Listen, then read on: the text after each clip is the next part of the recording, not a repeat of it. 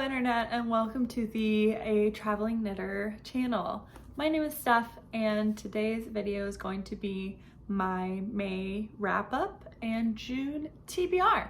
I'll be honest with you guys, this was a slumpy month. I have been sick.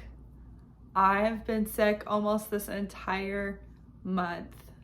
I did not get a lot of reading done. I have just not been feeling well this month, and I really just wanted to do a lot of knitting. So with that, I finished 2 books, and one is a manga. That's it. That is it. I know, that's terrible, but it's okay. I did read, I just didn't finish books. Like, I think I'm in the middle of 5 different books, so that's okay. That happens. The first book that I finished this month, out of 2, is 16 Ways to Defend a Walled City by K.J. Parker. This book I picked up because I like the spine, the cover is interesting, and it's one of my favorite feelings in a paperback. It is like a little bit textured.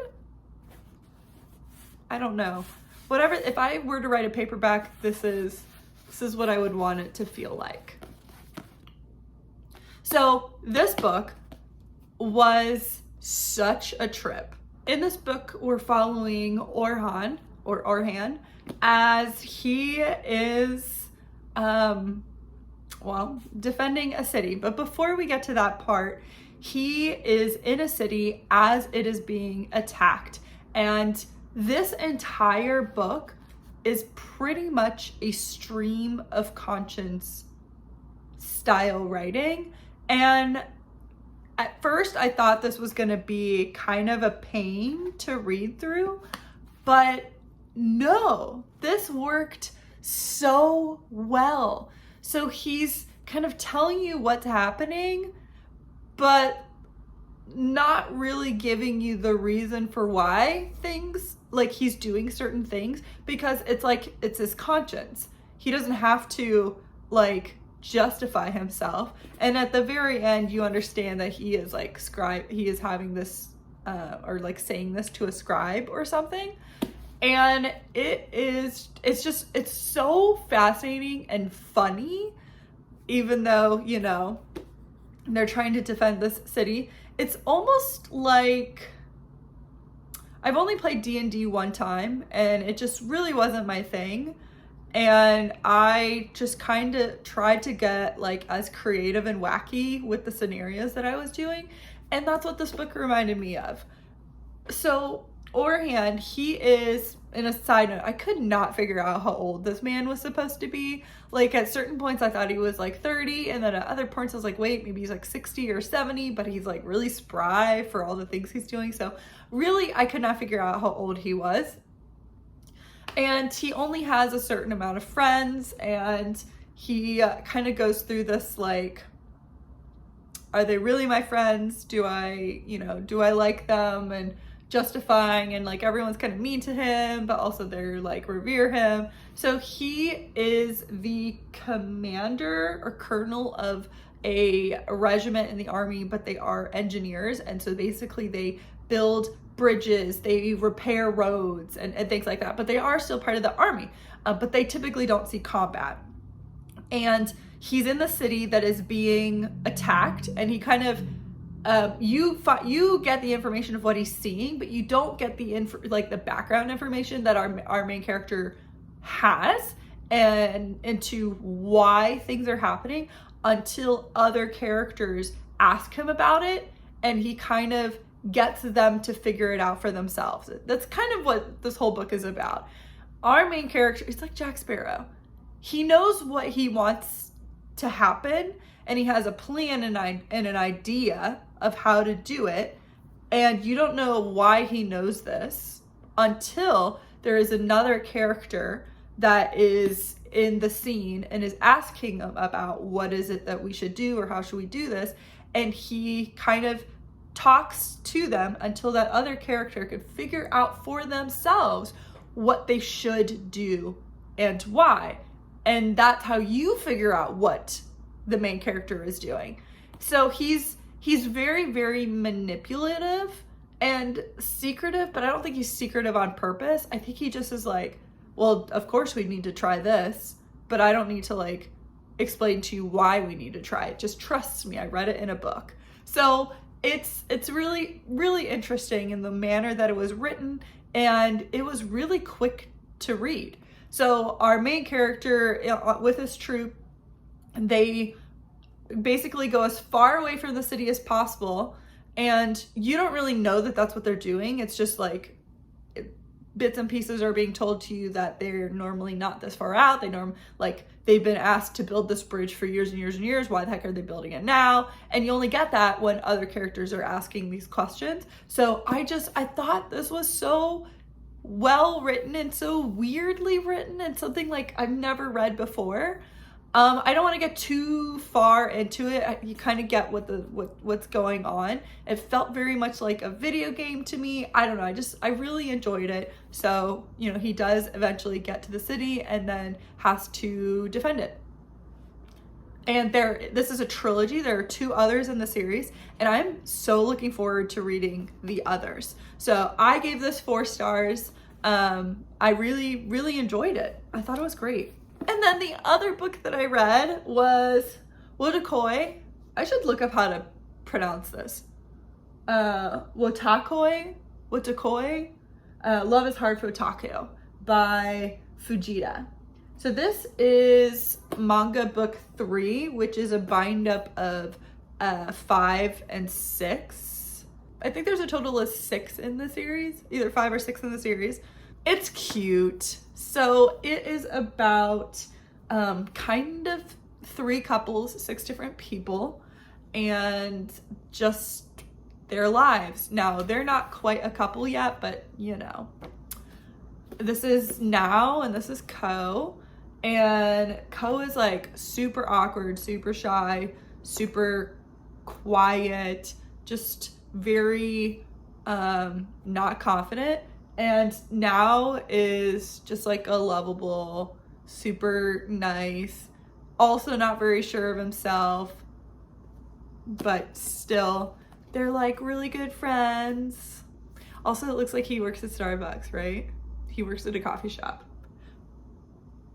But for copyright reasons, it's not Starbucks, but also it is Starbucks.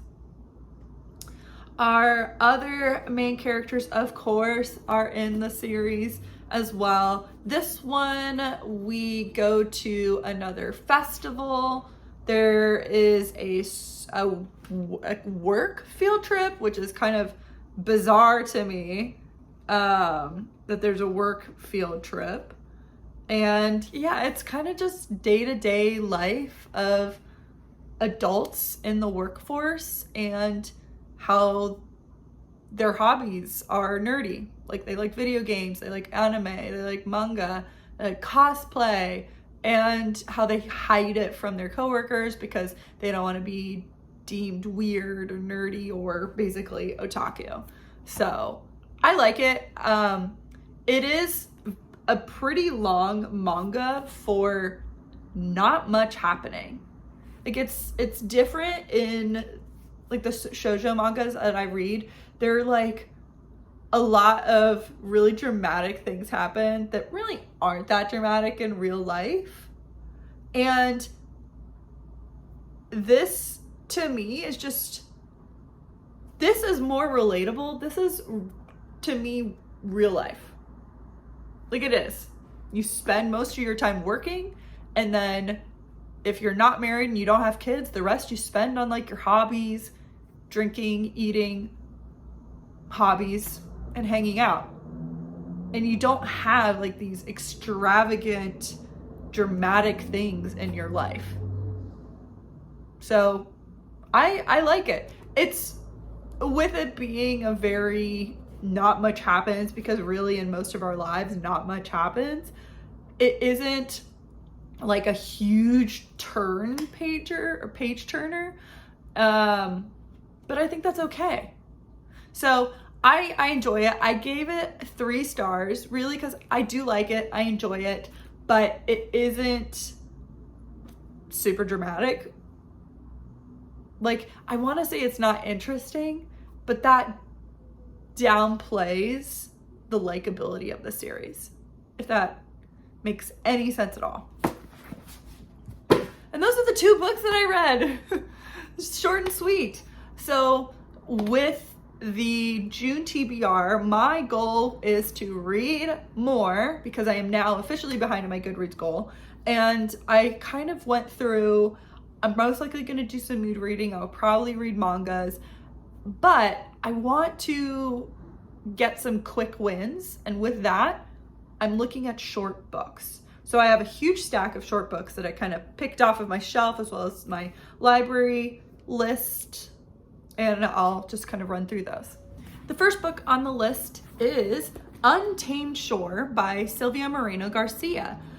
She's one of the authors that I'm hoping to read her entire catalog of books this year, which the further into the year I get, the more worried I am about this, because there are 2 authors that I'm trying to do that for this year.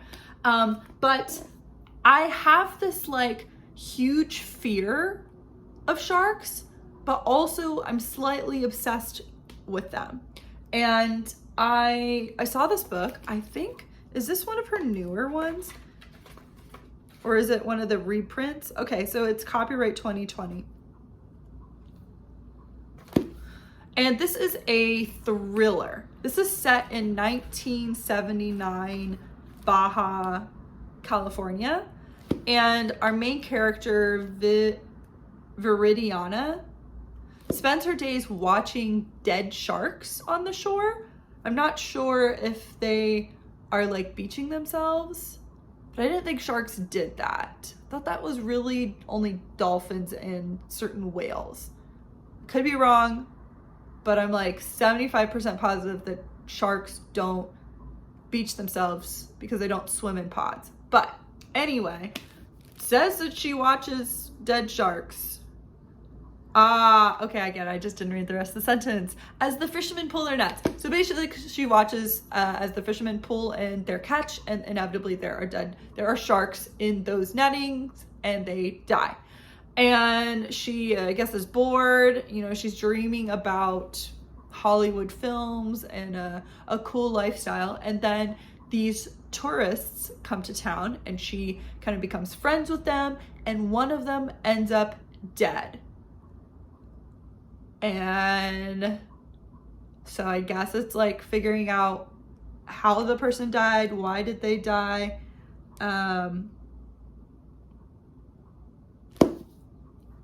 don't know.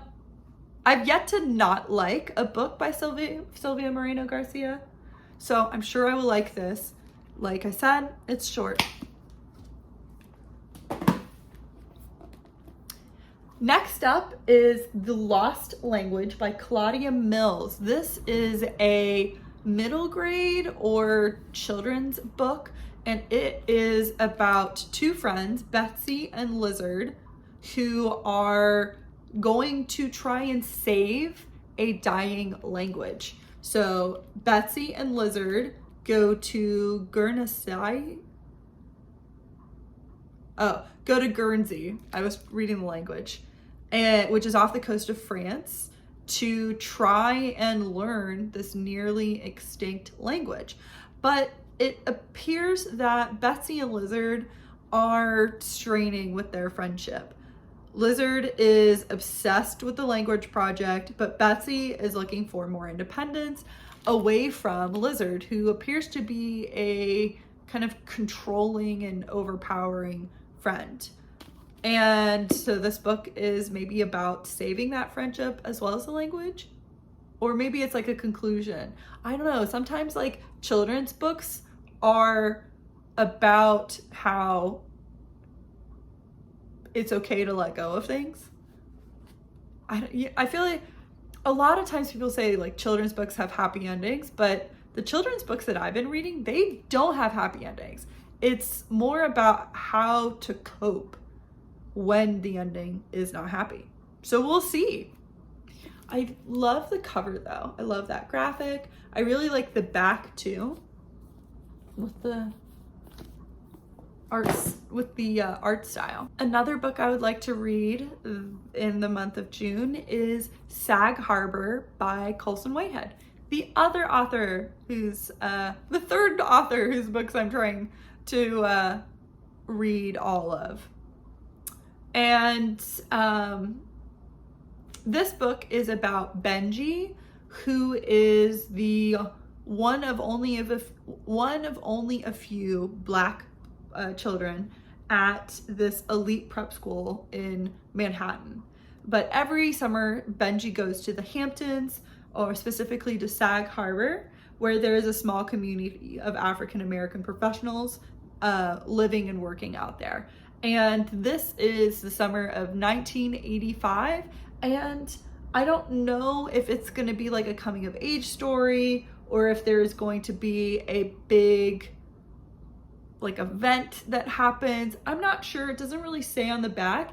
It kind of, to me, just sounds like a summer coming of age story for our main character, just doing stuff by the beach, chilling with his friends. I'm not sure. A lot of Colson Whitehead's books are easy to read on the surface, but then have this like deeper message. And so I'm very interested to see how I feel about this one and where it fits in my favorites of the other Colson Whitehead books that I've read. I have another Silvia Moreno Garcia book on this list. This is Velvet Was the Night. I believe this was a republished book. Maybe I'm wrong. I could have sworn that this had been published previously. But anyway, this one is another short book. This is more like film noir, maybe? It is another maybe thriller. I'm not sure what genre this kind of fits in, but our main character, Maita, she lives in Mexico City in the 1970s, and she is obsessed with her romance dramas. And at one point, her neighbor, who is kind of super artsy, her neighbor disappears. Her neighbor is named Lenora. Yeah. Lenora disappears, and our main character decides that she should figure out what happened to Lenora. Our other character is Elvis, and he is a criminal, and he is also trying to figure out what happened to Lenora. And I think Elvis and Maita, I think they meet up. They kind of become entrenched in solving this crime. I don't know if they become romantically involved or what happens, but this seems like the perfect book to read during a thunderstorm. It's spring/summer, so, not like cozy time, but I'm sure I can figure something out. Then I have a set of graphic novels that I want to get to. They're all in the same series called Skyward. And when it comes to graphic novels, and who is this by? There are a lot of authors here. Henderson, Garbutt, Fabella, Boland. When it comes to graphic novels, I prefer graphic novels that are not in the Marvel or DC universe. Superheroes are just not my thing. Have never really been my thing. So I don't enjoy graphic novels about superheroes. And when I say superhero, I mean capital S superhero. She may be a hero, she may have superpowers, I don't know, but to me she's not it's not a superpower. Superhero. For a second I forgot what the word was. I don't know a ton about these, and I prefer to keep it that way, but I do know that this involves a world where there is no gravity or low gravity. And so something has happened and there is not a lot of gravity, so people kind of like can fly around. I'm sure that means that life has had to adapt, you know, with furniture and everything. And so I have 3, and I actually think it is just a trilogy, which will be so nice that when I read all 3, I'll have finished the whole thing. And they're not very long. They're and they are full color.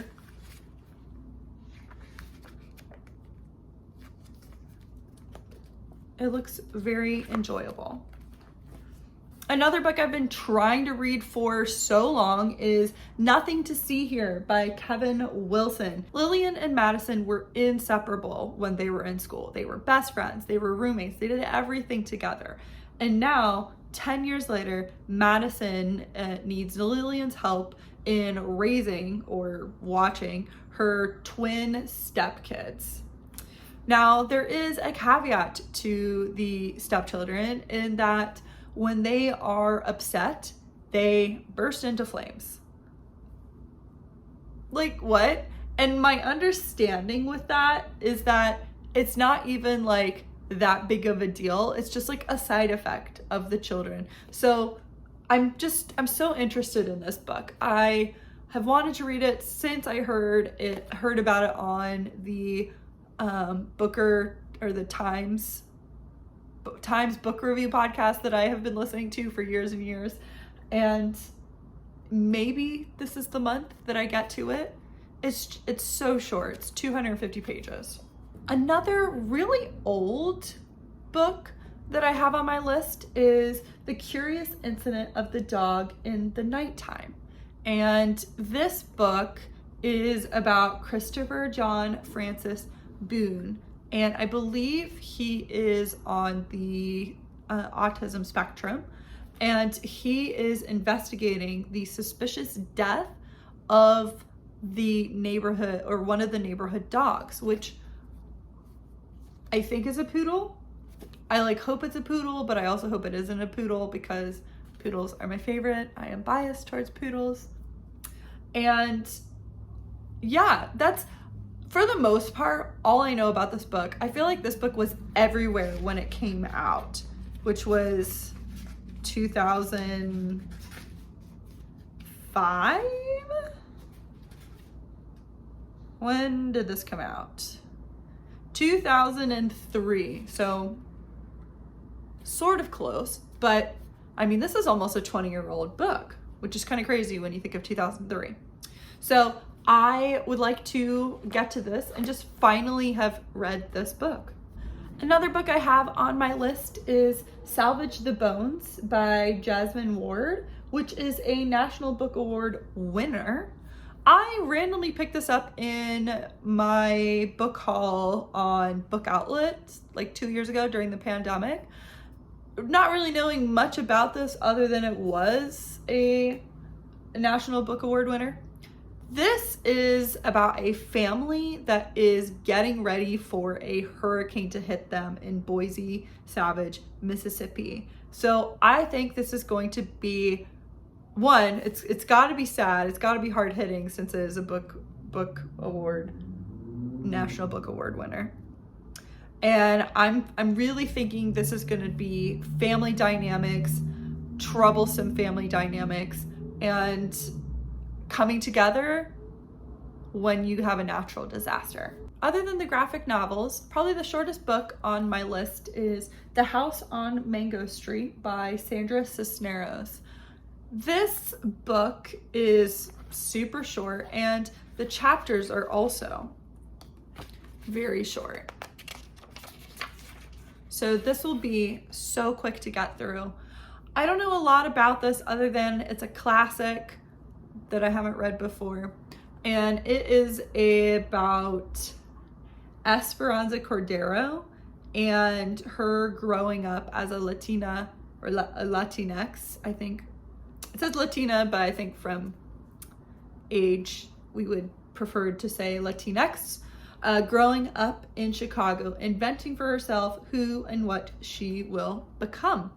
So another coming of age story set in Chicago. I don't know if the whole thing is set in Chicago, but sure there will be Chicago parts to it. Almost done. Another book I have on my list is Lola and the Boy Next Door by Stephanie Perkins.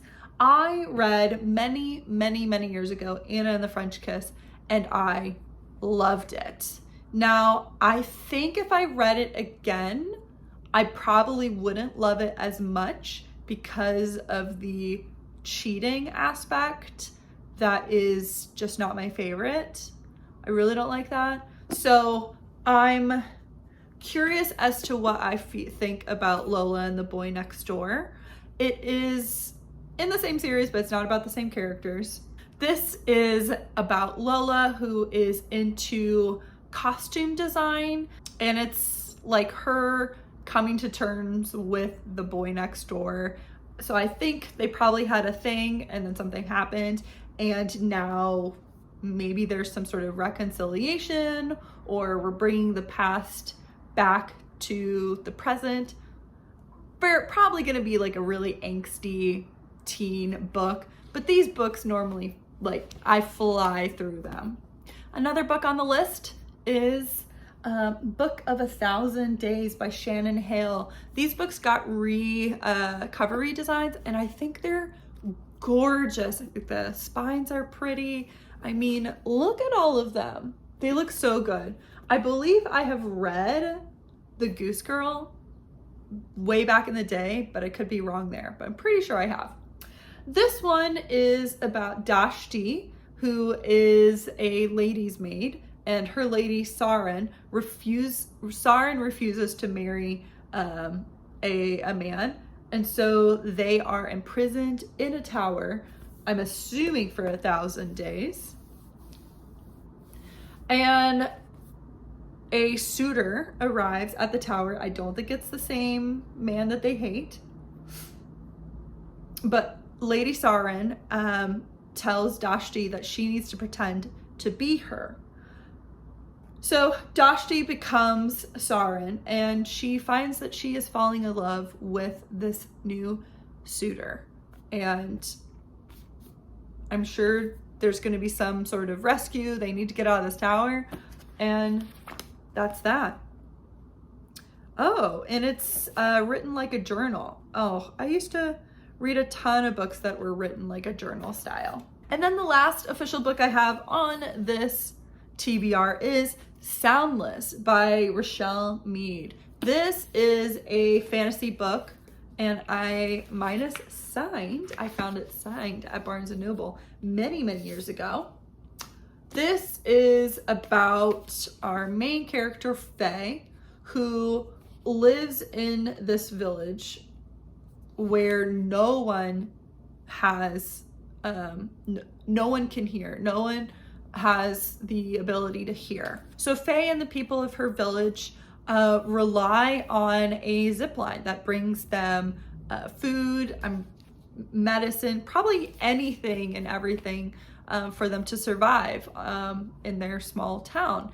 And something begins to happen where not only can they not hear, but they start to lose their ability to see.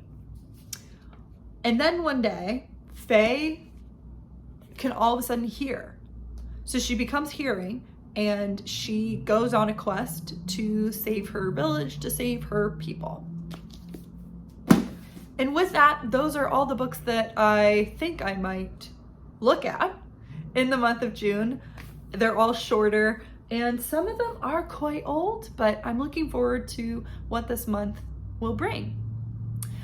With that, thank you so much for watching. I hoped you were inspired to pick up a book, or at least look into some of the ones that I talked about in today's video. If you have any questions, or if you have any books that you're excited to get to in June, let me know either here or on Instagram. I would love to chat with you, and I will see you in my next video. Bye.